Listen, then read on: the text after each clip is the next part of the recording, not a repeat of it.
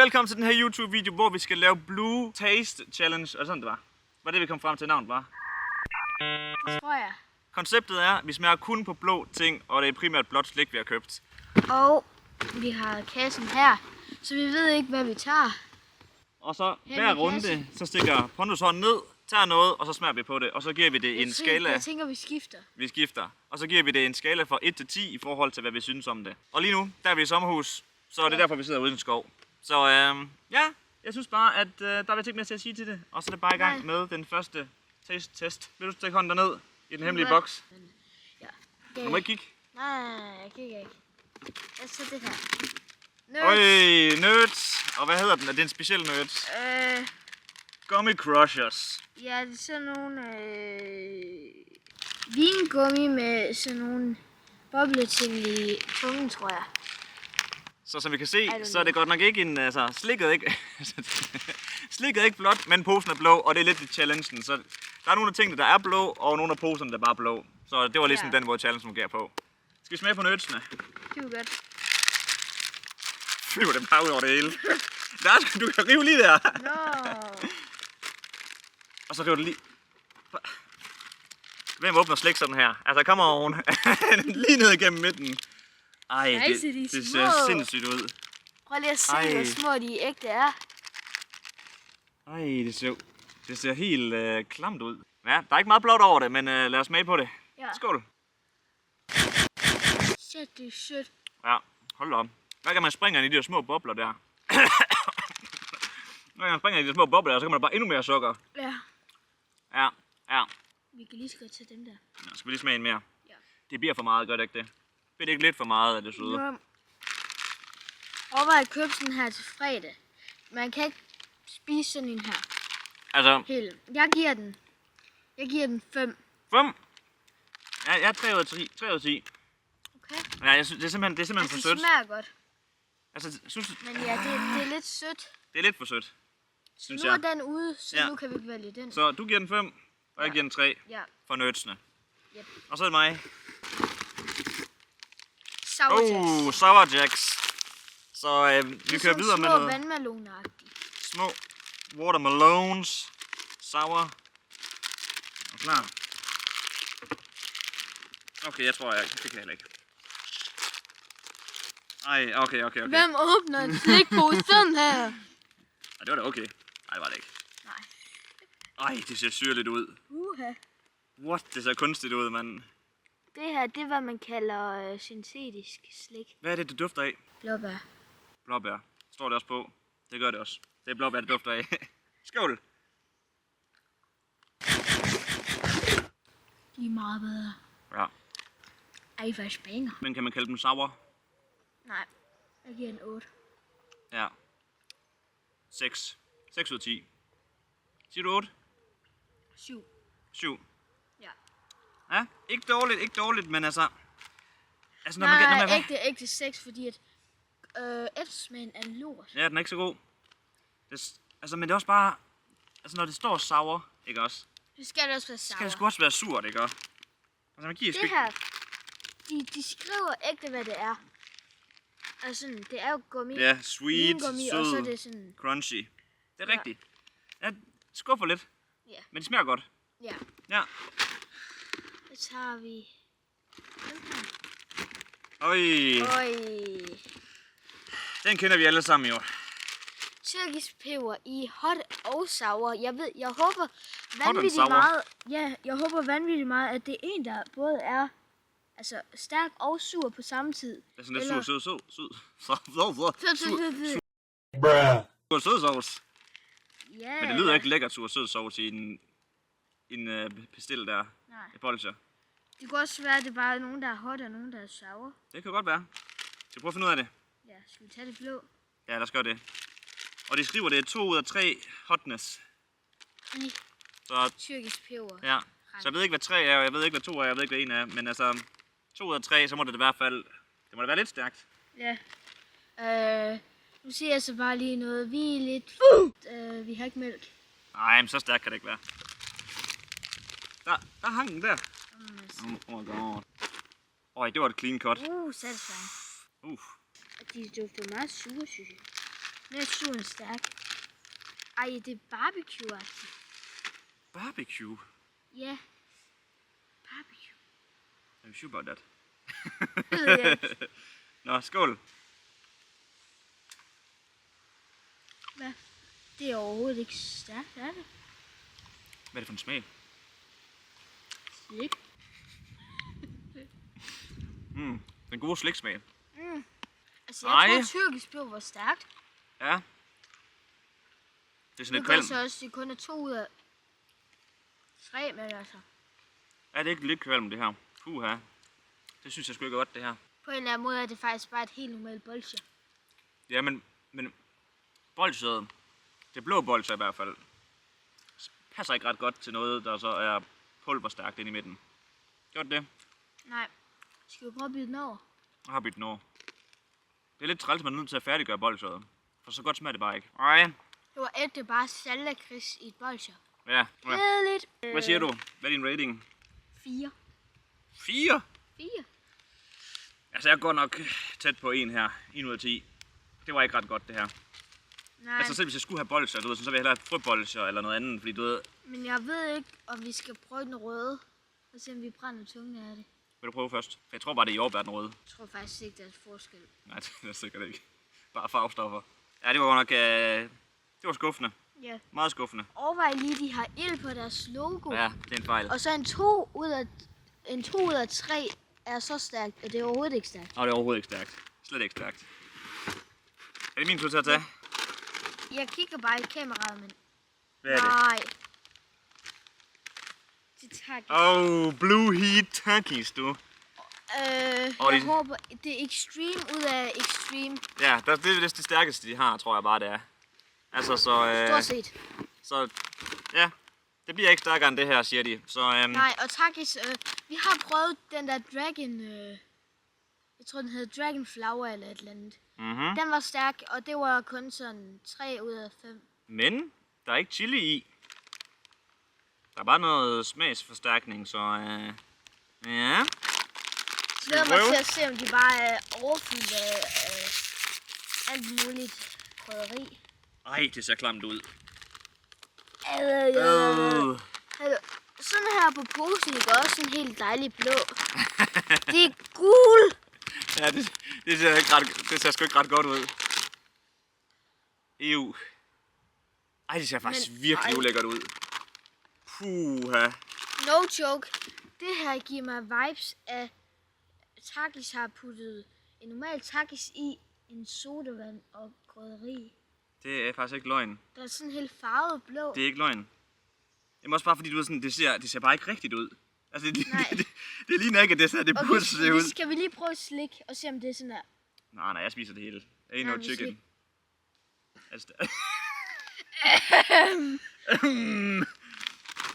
er den lidt krasse i? Ja, den krasser lidt. Så du tør ikke spise den helt?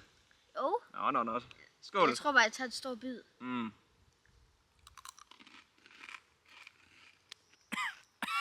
Ja, Altså, okay.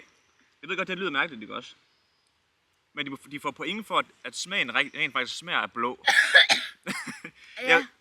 Jeg ved ikke, hvad smagen, altså hvordan vi beskriver det, men det smager bare blåt. Ja. Om det er godt, det må man så lige... Jeg synes faktisk, den er god. Fordi altså, det er ikke sådan overstærkt. Jo, det er stærkt, men Ja, men det er ikke sådan... det er over nu, ikke også? Jo, lige præcis. Det er ikke Det er sådan lidt en ligesom wow. Doritos, synes jeg. Fuldstændig. Altså... Ja, hvad giver du dem? Så er det extreme. Ja, det er nemlig også det, ikke også? Altså... Hvis man sådan Og tænker... dem der Dragon nu, vi prøvede, hver en af de var stærkere. Ja, det føler jeg også. Og jeg tror kun, de var sådan, der var 4-5 her. Ja, Jeg tror kun, der var sådan 3. sådan halvvejs eller sådan noget. Så hvad giver du dem? Altså, fordi... Altså, det smagte jo faktisk no joke godt, så jeg tror, Ja. jeg er lidt ligeglad med, at de giver extreme, men skal vi lige prøve en til? Du må godt få en. Jeg tror, jeg har klar, min vurdering klar. Ej, det er jeg også. Skal jeg ikke brænde min mund mere? No. Nej, lige præcis. Jeg tror faktisk, jeg siger 9. 9! 9. Altså, du er gavmild med pointene, var det er bare en... Du kører op af. Ja. Nej, men det kan noget. altså, Nogle gange bare have nogle stærke chips. jamen... hvis man skal have stærke chips, så vil jeg hellere bare sådan have rigtig stærke chips. Og det der blålige syntetiske smag, Ja, det det er også rigtigt. Det skal det- også være lidt chili. Jeg tror, jeg giver den... Kan man godt give komma... Du må give den bare, hvad du vil. Så giver jeg den 8... Nej, 7,5. 7,5. 7,5. 7,5. Jeg giver den 6. Fordi at den smager godt, men altså... Eller undskyld. Den smager fint. Men det er som om, at det der blå smag der, du ved, sådan, det er ikke noget, man Altså, sådan... jeg synes, det smager godt, men... Get out of Det here. er det her. Jeg skal ikke købe dem igen. Nej, så er det godt, jeg har 2.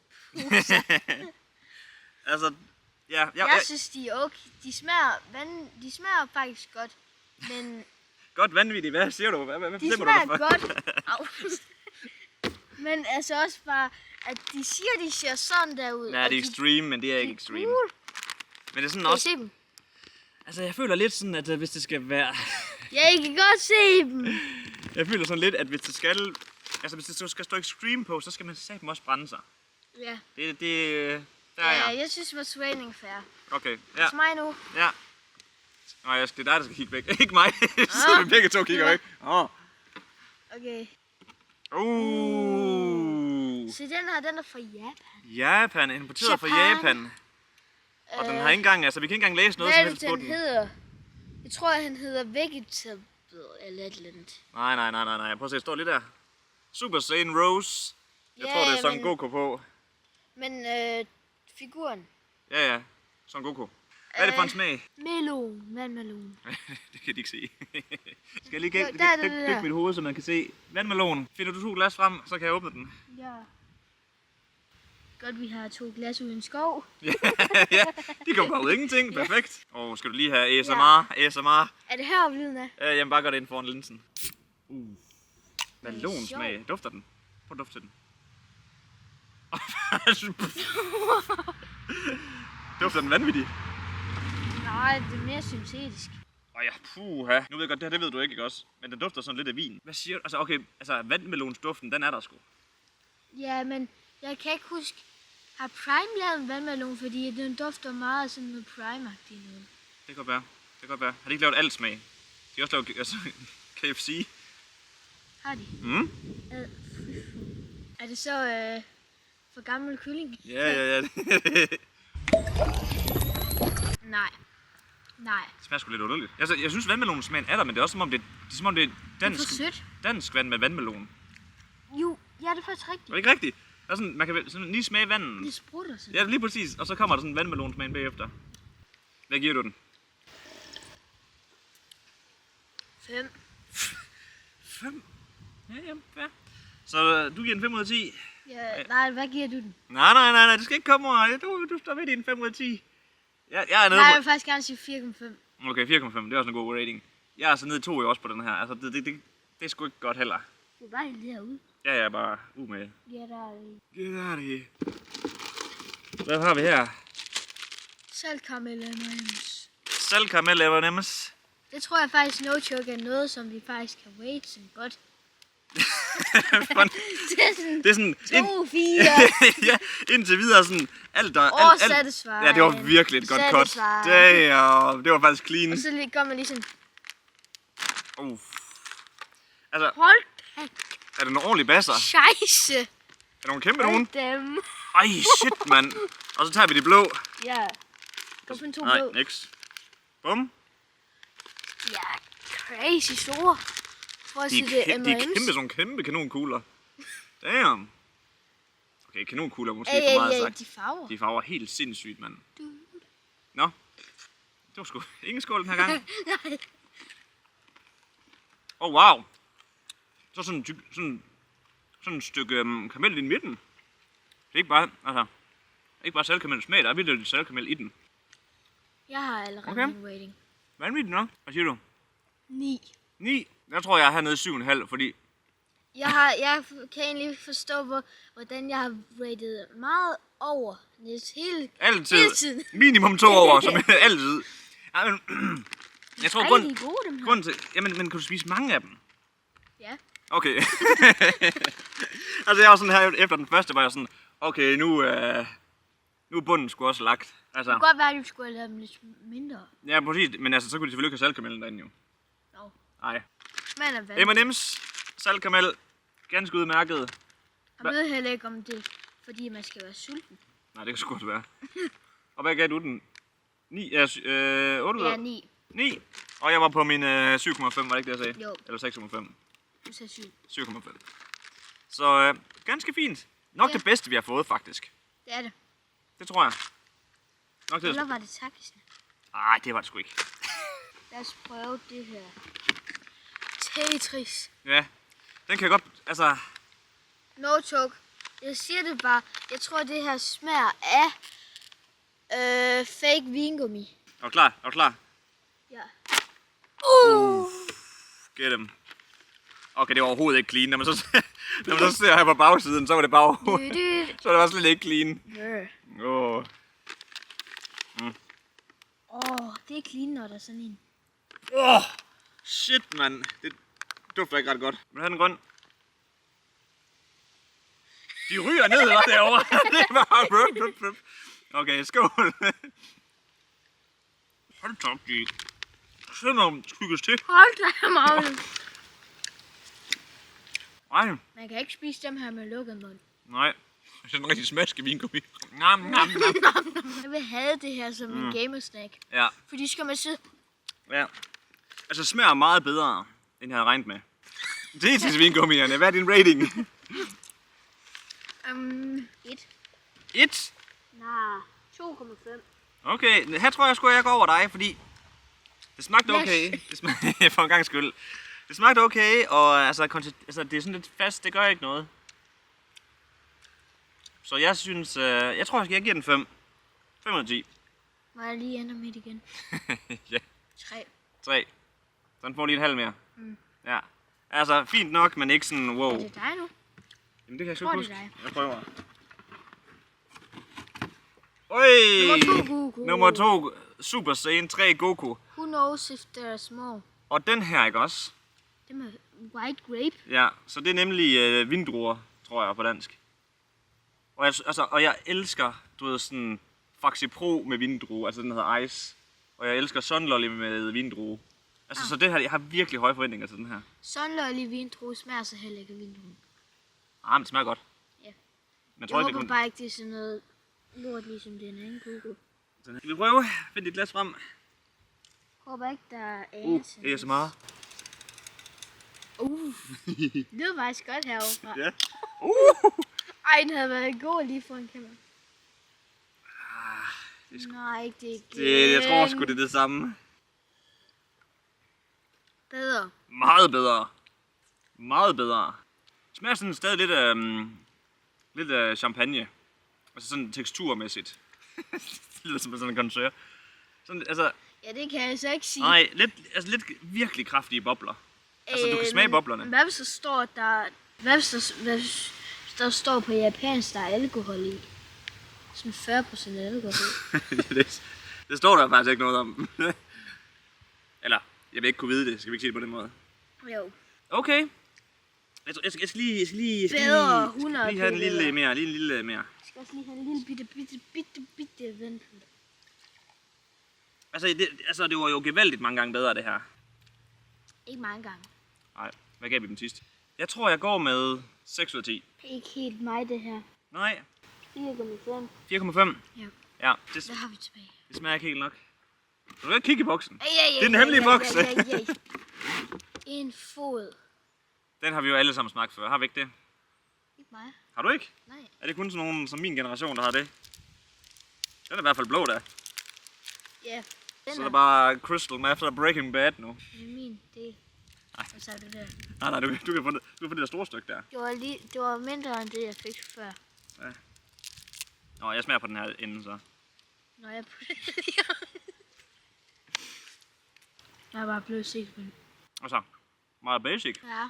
Prøv Svært. lige at købe den. Okay. Så er den meget bedre. Hvad er faktisk? Det er no joke. Lifehack. Det er svært at vurdere, synes du ikke det? Fordi det er bare simpelt. Altså, sådan smager en slikkepind jo bare. Der er blå. Hvad går du med? 6. Alligevel. 7,5. Har jeg blevet til nu? Ja, du har bare sådan en ulækker tunge. Det er sådan helt grå, som om du er syg. Mange ting. Hvad siger du? Hvor mange ting er tilbage? 2, 3? 2 ting? Ja, det tror jeg.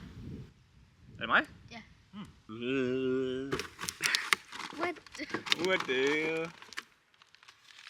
Så den er jo ikke blå. Nej, den er ikke blå. Jeg tror, vi alle sammen kender den her fra om fredagen. Ja. Overvej lige. Vejer 5 gram. Nej, 5 kroner. Den vejer 5 kroner. Så du har været blandt selv slikken og se, om du kunne finde en masse blåt? Ja. Ja. Er der flere forskellige ting? Nej, Bare én ting? en ting. Okay. Der er en, der er mørkeblå. Ej, de ser... Det ser nasty ud. Skal vi Hvad? tage et lyseblå? Jeg tager den her. Ej, Det dufter ikke noget som helst. Ja, det klister helt vildt. Ej, og det smitter af på fingrene lynhurtigt, ja. Ved du, hvad det er? Hvad hedder de? Det ligner sådan en Mawamba i blå. Det gør det faktisk. De der med det lidt hård crunch. Ja. Skal på. Skål. Skål.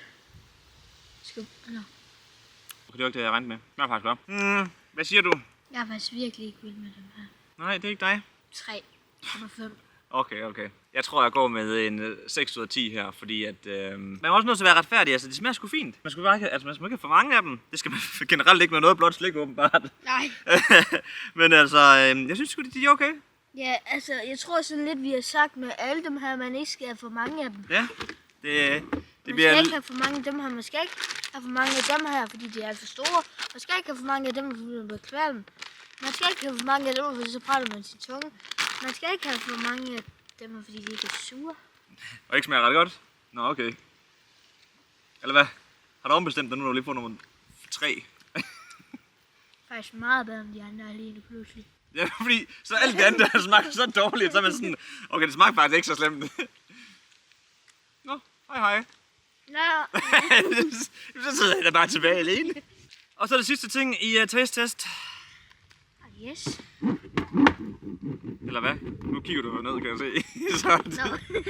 der er kun én ting tilbage, ikke? Alright. Ej, kan du få dit hoved derned, tror du?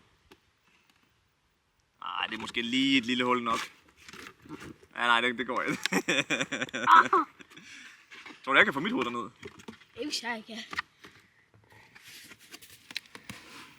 Oh, yeah! Ja. Det er jo mega dumt, det her, men jeg kan ikke få det af. Her har vi papkasse. Her er jeg så. Det er kun at få af. Ja, det var en dum idé. Ja. Så, det var det for den hemmelige boks.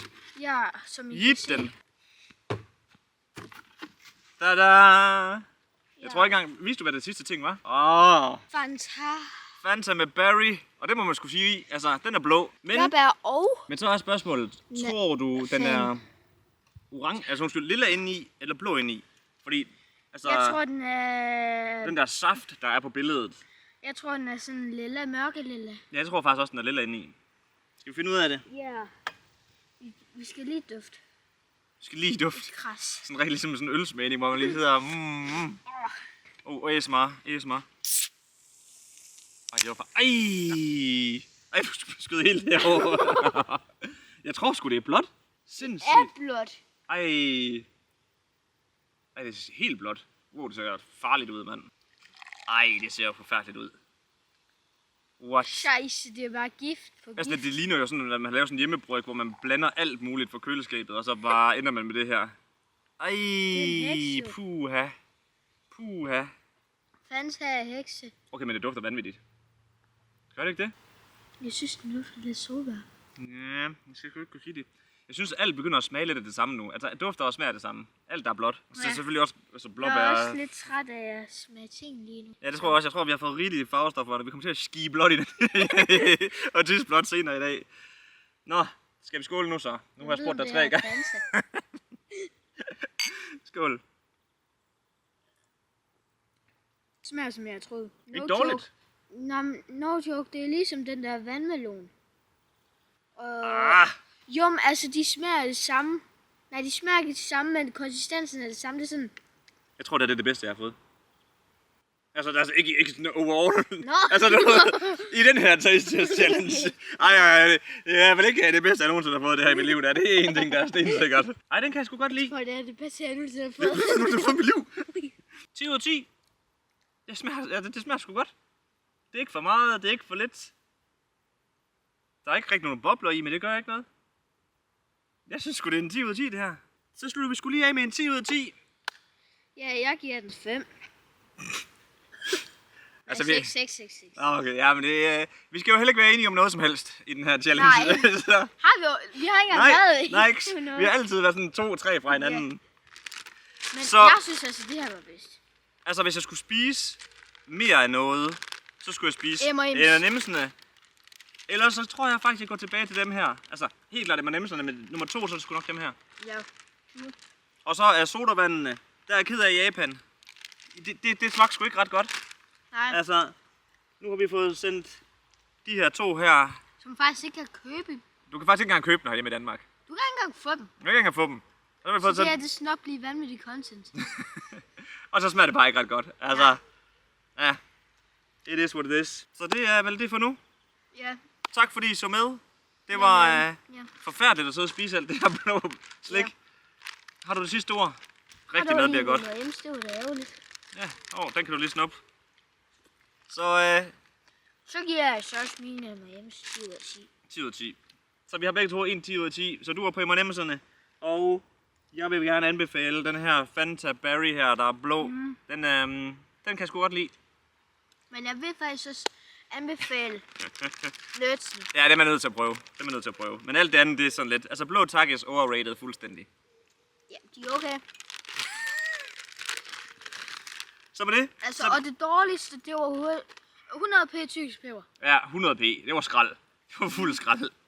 Altså, det var virkelig ret godt. Så husk at subscribe, husk at like videoen. Og så håber jeg, at vi ses i den video. Ja, og, Okay. og han er fra TikTok bare lige. Okay. også, Det siger vi følge til ham. sidst i videoen, når vi har lige optaget 30 minutter, og så er det sådan, hvem er ham der sidder derovre?